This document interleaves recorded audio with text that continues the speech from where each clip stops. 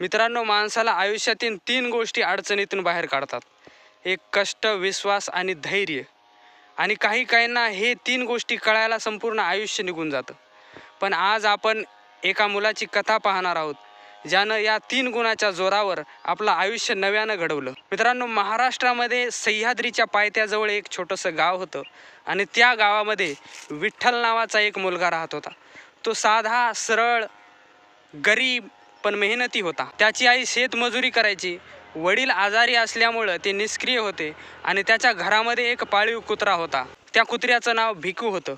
विठ्ठल हा गरीब होता, पण त्याचं स्वप्न फार मोठं होतं, शास्त्रज्ञ होण्याचं. गावामध्ये इंटरनेट नाही, चांगली शाळा नाही, ट्युशन नाही, पण मनामध्ये आग होती. दररोज सकाळी शाळेत जाण्या अगोदर विठ्ठल 4 किलोमीटर डोंगर चढून जवळच्या झऱ्याचं पाणी आणायचा. एवढ्या कष्टानंतरही तो कधी अभ्यासामध्ये कमी पडला नाही. एके दिवशी शिक्षकाने त्याला सांगितलं, शाळेमध्ये उद्या शोध प्रकल्प स्पर्धा आहे, त्याच्यामध्ये जर तू प्रथम आलास तर तुला आम्ही जिल्हा स्तरावर पाठवू. हे ऐकून विठ्ठलचं मन पेटलं, पण साधन साहित्य कुठून आणायचं हा प्रश्न त्याच्यासमोर उभा राहिला. त्यानं जुन्या रेडिओच्या तारातून, फुटक्या बल्बातून आणि कचऱ्यातील काही भागातून एक सोलार पाणी शुद्धीकरण यंत्र बनवलं. तो दिवस रात्र झोपत नव्हता. आई म्हणाली, बाळा एवढे कष्ट का करतोस? तेव्हा विठ्ठल म्हणाला, आई, कष्ट नाही तर स्वप्नही नसतात. आणि त्यापुढे त्याच्या विश्वासाची खरी परीक्षा सुरू झाली. स्पर्धेच्या आधीच्या रात्री वादळ सुटलं, गावामध्ये पाऊस आला. पावसामध्ये त्याचं जे छोटंसं घर ओलं झालं, त्या घरामध्ये त्याचं यंत्र भिजलं, खराब झालं. आता विठ्ठलचं मन खचलं. तो रडत होता आणि आकाशामध्ये विजा चमकत होत्या. तो घराच्या बाहेर वडाच्या झाडाखाली बसला. त्या क्षणी त्याला बाबाचं एक वाक्य आठवलं, बाळा, विश्वास म्हणजे दुसऱ्यावर ठेवलेला नाही, तर स्वतःवर असलेला भरोसा. विठ्ठल उठला, यंत्र उघडलं. कुत्रा त्याच्या जवळच बसलेला होता. तो पुन्हा झोपला नाही. सकाळपर्यंत त्यानं पुन्हा ते पूर्ण यंत्र डबल बनवलं. तुटकं, खडबडीत, साधं, पण पूर्ण जीव ओतून बनवलं. आणि आता आली त्याच्या धैर्याची परीक्षा. स्पर्धेच्या दिवशी गावातून शहरामध्ये जाण्यासाठी बस नव्हती. पूल तुटला होता. गावकरी म्हणले, विठ्ठल, आज तुला जाता येणार नाही. पण विठ्ठलने हार मानली नाही. तो 12 किलोमीटर पायपीट करून नदीच्या किनाऱ्यावर गेला. जोरात पाण्याचा प्रवाह होता. लोकांनी त्याला रोखलं, बाळा, पाण्याचा प्रवाह जोरात आहे, जीव धोक्यात घालू नकोस. पण विठ्ठल म्हणाला, माझे स्वप्न पाण्यात वाहू देण्यापेक्षा मी त्याच्यासाठी लढेन. त्यानं छोट्या होडीत बसून धोका पत्करला. आता होडी उलटायची वेळ आली. कुत्र्यानं भुंकून गावकऱ्यांना इशारा केला. विठ्ठलला लोकांनी पाण्यातून वाचवलं, पण यंत्र वाहून गेलं. तरी सुद्धा विठ्ठल रडला नाही. तो म्हणला, यंत्र हरू शकतं, माझं धैर्य नाही. आणि त्या क्षणी तो पुन्हा एकदा शून्यातून बनायला निघाला. स्पर्धेचं ठिकाण दुपारी 2 वाजेपर्यंत उघडं राहणार होतं.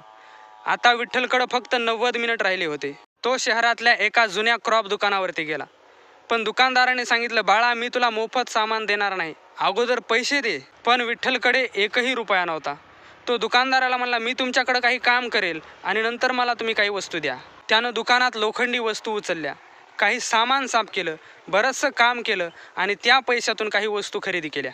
त्यावेळेला तिथल्या एका म्हाताऱ्या माणसानं विठ्ठलला विचारलं, बाळा, तू कोण आहेस? त्यावेळेला विठ्ठल म्हणाला, मी माझ्या घरच्यांचा विश्वास आहे. विठ्ठलचं ते बोलणं ऐकून त्या म्हाताऱ्याने त्याला पुन्हा काही सामान मोफत घेऊन दिलं. विठ्ठलनं रस्त्यात एका दुकानाच्या ओट्यावर बसून पुन्हा एकदा एक नवीन छोटंसं यंत्र बनवलं. त्याचे हात कापत होते, पण मन त्याला शक्ती देत होतं. आता आला त्याच्या सत्याचा क्षण. आणि तो स्पर्धेत उशिरा 10 मिनिट लेट पोहोचला.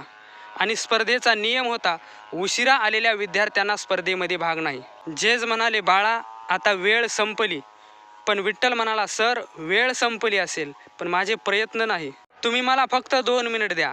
माझ्या या यंत्रातून जर एक थेंब स्वच्छ पाणी आलं तरच मला संधी द्या. जजांनी त्याला परवानगी दिली. विठ्ठलचं यंत्र सुरू झालं. काही सेकंदात त्याचा आवाज आला आणि 1 थेंब 2 थेंब त्या यंत्रातून पाणी बाहेर यायला लागलं.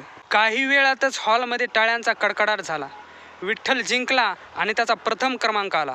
आता त्याचं आयुष्य बदलणारा दिवस आला. विठ्ठलचा प्रकल्प राज्यस्तरावर गेला, पुन्हा राष्ट्रीय स्तरावर गेला. एका वैज्ञानिक संस्थेनं त्याला शिष्यवृत्ती दिली आणि अनेक पत्रकारांनी त्याची मुलाखत घेतली. गावातील लोक म्हणू लागले, बाळा, तुझ्या यशाचं रहस्य नेमकं काय? तेव्हा विठ्ठल हसून म्हणाला, माझ्याकडं फक्त 3 दीप आहेत, एक कष्ट, धैर्य आणि विश्वास. हे जर 3 नसते तर मी काहीच नसतो. मित्रांनो, कथा संपली, पण तिचा बोध नाही संपला. कारण तुमच्या आयुष्यातही काही ना काही पुलं तुटत असतील, काही स्वप्न पाण्यात गेली असतील, लोक थांबवत असतील, काही वेळेला तुमची परिस्थिती तुम्हाला परत बसायला सांगत असेल, पण एक गोष्ट लक्षात ठेवा, कष्टाशिवाय यश नाही, स्वतःवर विश्वास असल्याशिवाय पावलं पडत नाहीत आणि धैर्य नसल्यास स्वप्न उभी राहत नाहीत. जर मनात ज्वाला असेल तर सह्याद्रीसारखे डोंगरही बाजूला होतात. फक्त तुमच्यातला विठ्ठल जागा करा. म्हणून मित्रांनो, या 3 गोष्टी प्रत्येकाच्या जीवनामध्ये महत्त्वाच्या आहेत. कारण सोप्यावर बसून कोणाचं स्वप्न पूर्ण होत नाही, त्याच्याकरता कष्ट लागतात. जग तुमच्यावर संशय घेईल, पण तुम्ही स्वतःवर घेऊ नका, कारण विश्वास महत्त्वाचा आहे. कधी कधी भीती तुम्हाला मागं खेचते, पण धैर्य तुम्हाला पुढे ढकलतं. तर मित्रांनो, यापैकी विठ्ठलचा कोणता गुण तुम्हाला सर्वात जास्त आवडला तो कमेंटमध्ये नक्की सांगा. हा व्हिडिओ आवडला असेल तर व्हिडिओला लाईक करा आणि असेच नवनवीन व्हिडिओ पाहण्यासाठी चॅनलला सबस्क्राईब करा आणि हा व्हिडिओ आपल्या मित्रांना शेअर करा. धन्यवाद.